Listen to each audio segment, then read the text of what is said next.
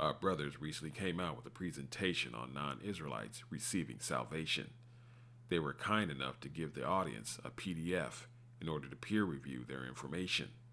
We've already had a camp come out with a response to this presentation, which was very lengthy.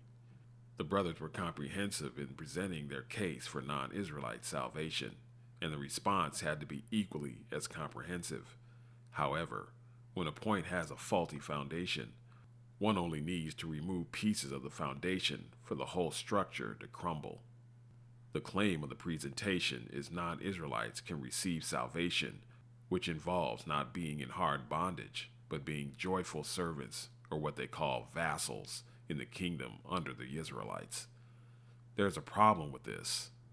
There is no mention of the nations being vassals in any of the prophecies of the Bible, and there's also nothing about hard bondage for the heathens in the Bible. These two things have been implied on certain texts in the Bible. A look at these verses shows this implication is in error. Examples such as Rahab, Nineveh, Ruth, Jethro, Uriah the Hittite, the centurion, and others are brought up to show the Most High shows compassion on non-Israelites who are compliant. We are told this equals salvation of some sort.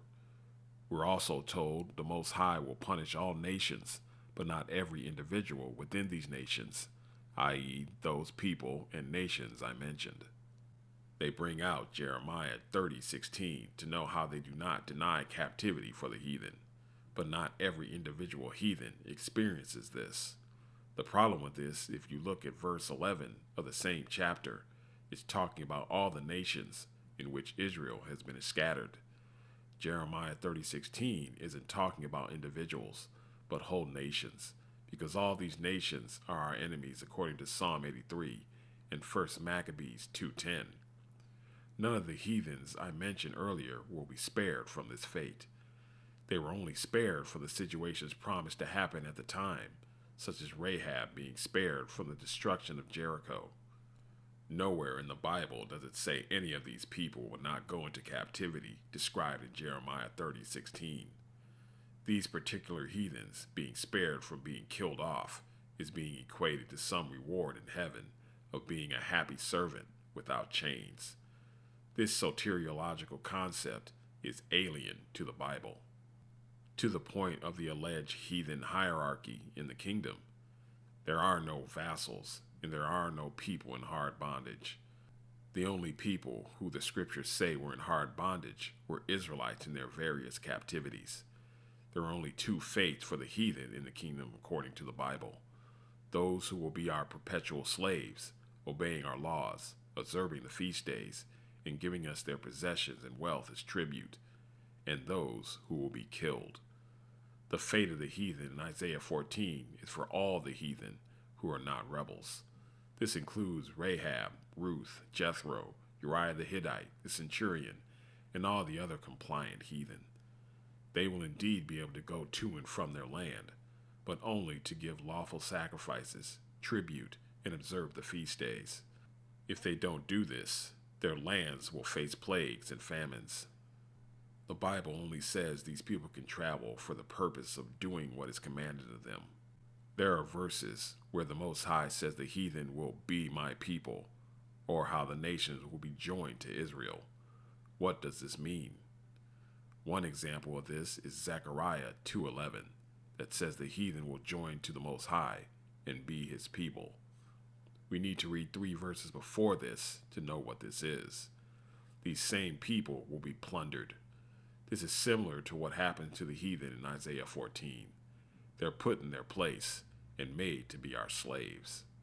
The confusion of hard bondage comes from our perspective on slavery. We've seen the videos of our brothers on the street corners telling the heathen who approach their camps to prepare for slavery. We read Revelation 13:10, which says, "He who leads into captivity shall go into captivity." We then think about what happened to our people during the transatlantic slave trade and conclude the heathen will get the same treatment.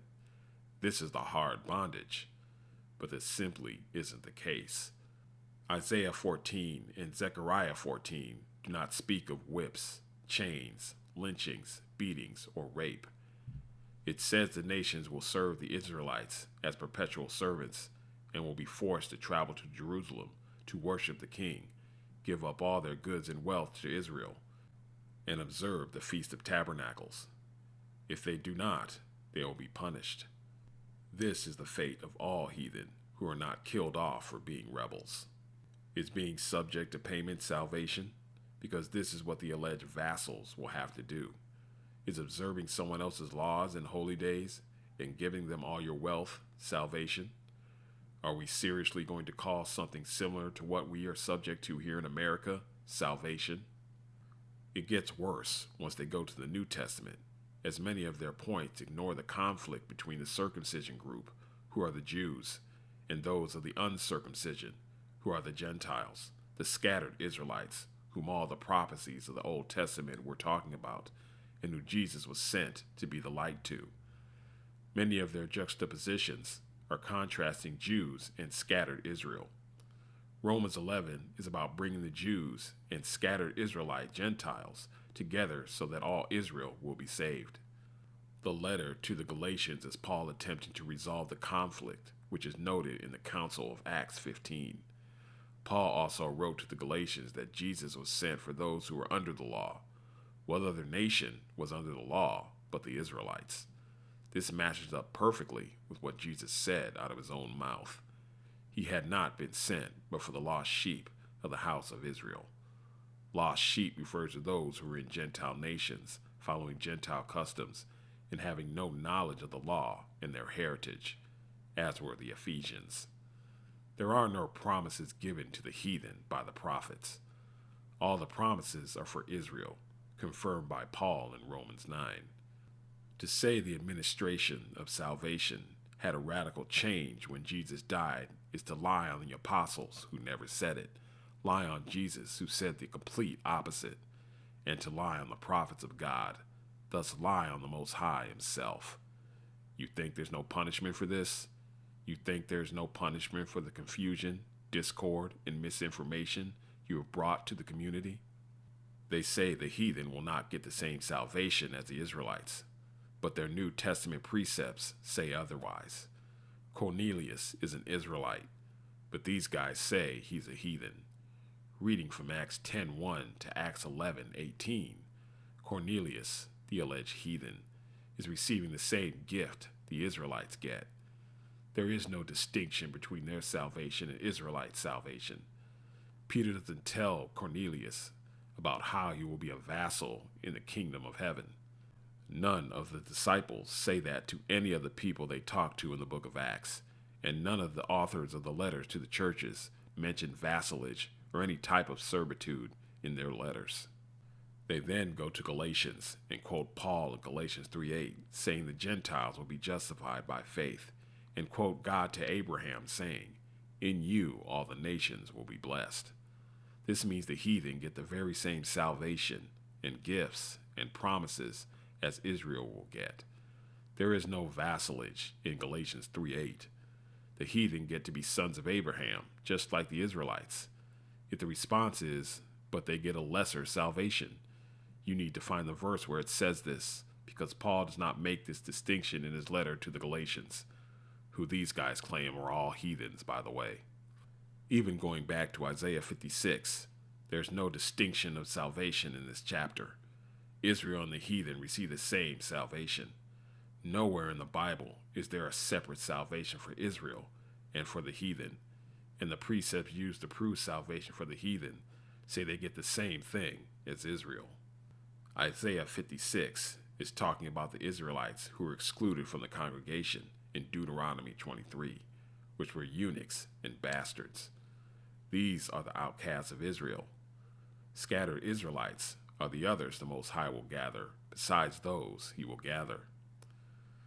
Romans 11, if we assume this is talking about the heathen, has the heathen being grafted in, getting the same salvation, and even being included as Israelites when Paul says all Israel will be saved. Their supposed death knell verse of 1 Timothy 2 does the same thing.